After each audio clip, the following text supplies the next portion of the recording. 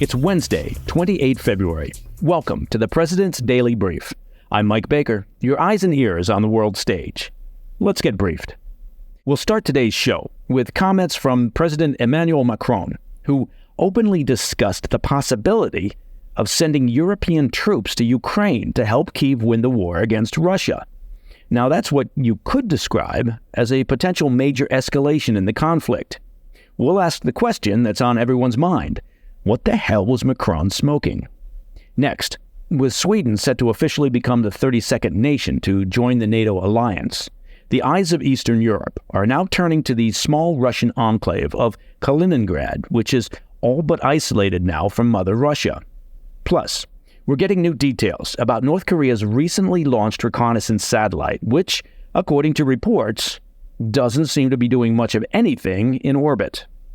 And in today's Back of the Brief, as crime continues to surge in New York City, Mayor Eric Adams reiterated his calls to modify the city's sanctuary city laws to allow the deportation of migrants who commit felonies. Now, there's a thought.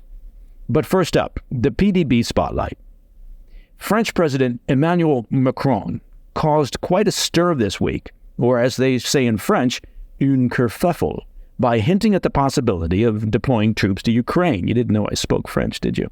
He made his comments at a meeting of European leaders in Paris, convened to discuss boosting support for Ukraine. During a press conference following the meeting, Macron said that although he and the other 21 European leaders present did not agree on deploying military personnel, the prospect was discussed openly. He told the press, quote, "Nothing should be ruled out. We will do anything we can to prevent Russia from winning this war," end quote. However, the rest of Europe and U.S. leaders were quick to distance themselves from Macron's comments. German Chancellor Olaf Scholz stated, "Oh, hell no." Now, actually, what he said was, quote, "What was agreed among ourselves and with each other from the very beginning also applies to the future, namely that there will be no ground troops, no soldiers on Ukrainian soil sent there by European countries or NATO states," end quote. Pentagon spokesman Major General Pat Ryder added, "Just to be clear, we have no plans to send U.S. service members to fight in Ukraine." Leaders of Britain, Spain, Poland, and officials from NATO made similar statements. Moscow issued a swift rebuke of Macron's comments. Kremlin spokesman Dmitry Peskov told reporters, quote, "The very fact of discussing the possibility of sending certain contingents to Ukraine from NATO countries is a very important new element," end quote. To his credit, Macron isn't backing down and tells reporters that he stands by his position, which he described as, quote, "strategic ambiguity." Others might describe it as strategically stepping into a big pile of merde. Now, Macron's comments came as Russian forces continue to make gains in eastern Ukraine, and Kyiv desperately seeks more weapons from Western nations. While the meeting was overshadowed by Macron's bluster, European leaders agreed to boost ammunition purchases from third country suppliers and to provide more medium and long-range missiles to Kyiv. On the American side of the aid question, President Biden held an urgent meeting at the Oval Office yesterday, hosting congressional leaders, including House Speaker Mike Johnson. The summit was called in part with hopes of making progress against a legislative logjam that's holding up foreign aid on Capitol Hill. Senate Majority Leader Schumer, who surprisingly found a camera to talk to, called the session one of the most intense he's ever encountered, as Democrats and Biden applied pressure on Johnson to allow a vote on aid. All right, coming up after the break, Sweden is on the brink of becoming NATO's 32nd member, casting a spotlight on Kaliningrad, the Russian enclave now facing strategic isolation. Also ahead, we delve into the latest updates on North Korea's enigmatic reconnaissance satellite that reportedly remains inactive in orbit. I'll have those stories when we come back. Welcome back. As if we didn't already have enough tension on the continent, the government of Lithuania is threatening to put the screws to Moscow amid Russia's continued aggression towards NATO countries.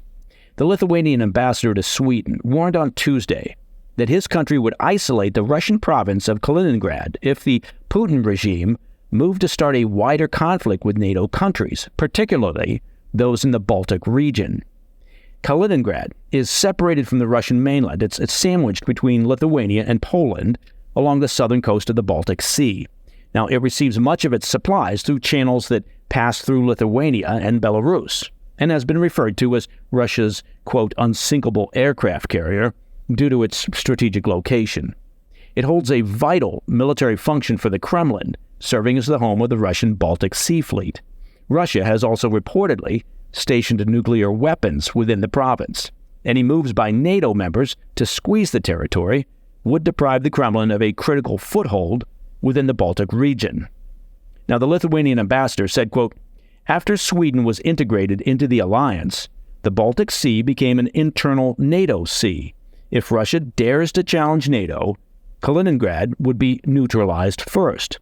Russia's previous false accusations, he said, that is surrounded by NATO, are now becoming a reality, end quote. Well, that's going to be super helpful in tamping down the heated rhetoric. The remarks came just one day after Hungary voted to approve Sweden's ascension into the NATO alliance. Hungary was the last of the 31 members of the alliance to approve Sweden's membership bid. As the NATO alliance spreads its borders, Lithuania has already taken steps to limit the security risk posed by Kaliningrad. Last Thursday, officials in Lithuania announced that they would be banning passenger pickups and drop-offs for trains running to and from Kaliningrad beginning on the 1st of March. Kaliningrad is home to more than 1 million people, and officials in Lithuania have been contending with a massive influx of Russian passengers using the railway to pass into Europe. Lithuania's interior minister said, quote, the new restrictions aim to manage traffic, choke off smuggling, ensure international sanctions, and reduce traffic security risks, end quote. Now, despite the strategic chess moves happening in the Baltic states, Russian head Vladimir Putin maintains that he has no interest in starting a wider fight with NATO countries, and you can always take Putin at his word. Russian officials have warned, however, that the calculus would change if NATO countries ever began sending troops to fight in Ukraine. All right, shifting our focus to the ongoing tensions on the Korean Peninsula.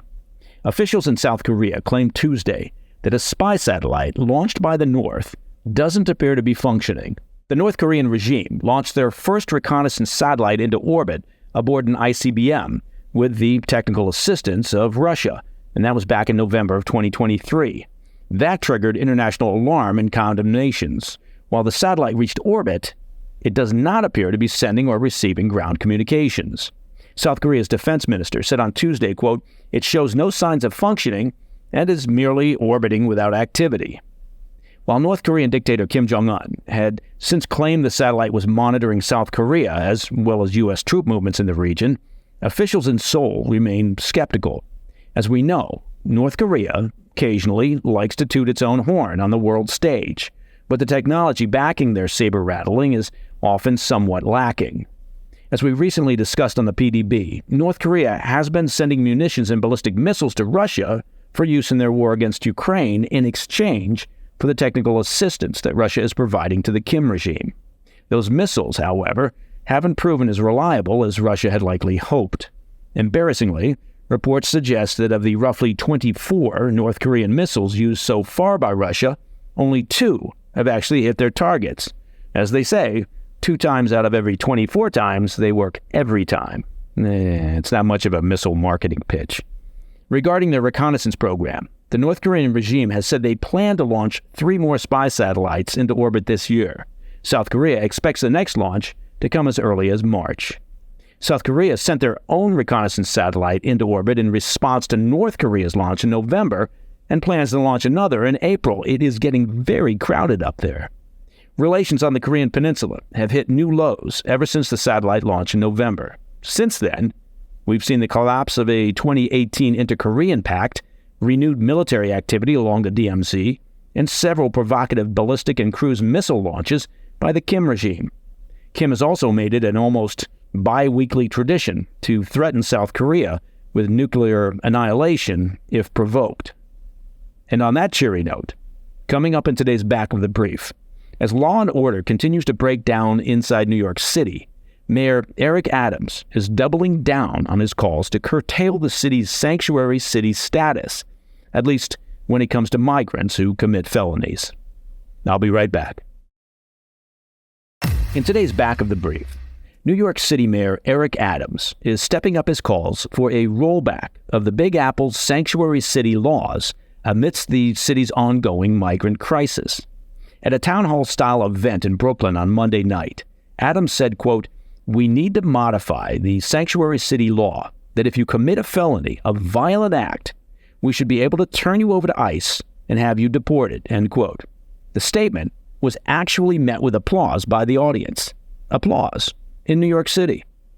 There are several reasons why Adams is becoming increasingly vocal on this. First off, New York City is clearly feeling the pinch on resources caused by the migrant wave. According to the mayor's office, the cost for New York City to shelter and care for tens of thousands of migrants arriving in the city is spiraling and could exceed $12 billion by July 2025. $12 billion. The city spends an average of $383 a night to provide food, shelter, medical care, and social services to each family seeking asylum within the city. That amounts to $9.8 million a day and almost $300 million a month. But beyond the costs, Adams' hand is also being forced by a recent rise in criminal activity associated with new arrivals. The past several weeks have seen a number of high-profile migrant crimes and arrests in the city. On February 18th, a 15-year-old Venezuelan migrant named Jesus Rivas Figueroa allegedly shot a tourist and fired at police officers in the middle of Times Square. He was later arrested and charged with attempted murder. Crimes in Times Square are taken very seriously as it's a major draw for tourists. If the area becomes unsafe, it could have a major impact on the city's tourism. That same week, 7 migrants were arrested in a new robbery pattern that's emerging throughout the city, where thieves ride around on mopeds and rob unsuspecting New Yorkers of their cell phones. Anyone who's traveled overseas, particularly in Latin America, would recognize that methodology. After criminals get their hands on these phones, the victims' bank accounts are drained of cash, with fraudulent transactions in both the U.S. and South America, and the phones themselves are then sent to Colombia to be wiped, reprogrammed, and sold. Now, these thefts are not being committed by random criminals. City law enforcement believes the brazen snatch and grabs are part of an organized crime ring run by a group called Tren de Aragua, which is pretty much Venezuela's answer to MS-13. The gang is involved in robberies, drug dealing, and human trafficking throughout South America, and authorities warn that the group is looking to expand its international empire. The group is sending its members to New York as part of the current migrant wave and recruiting new members in migrant shelters. Now, there's no word on whether the White House is surprised to learn now that after releasing millions of unvetted folks, many of them single males, into the country over the past 3 years, some of them turn out to be criminals. I'm not sure how many times this needs to be said, but I guess I'll be saying it again.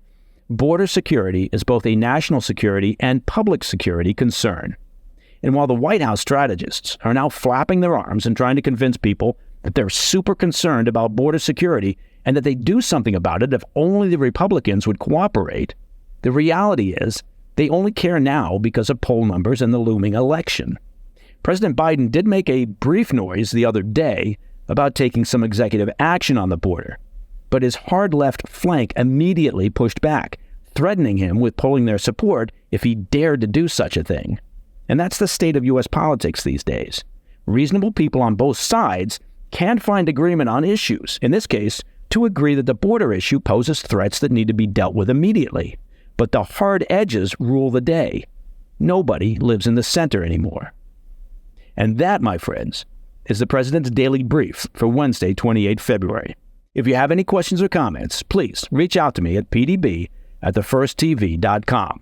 I'm Mike Baker, and I'll be back later today with the PDB Afternoon Bulletin. Until then, stay informed, stay safe, stay cool.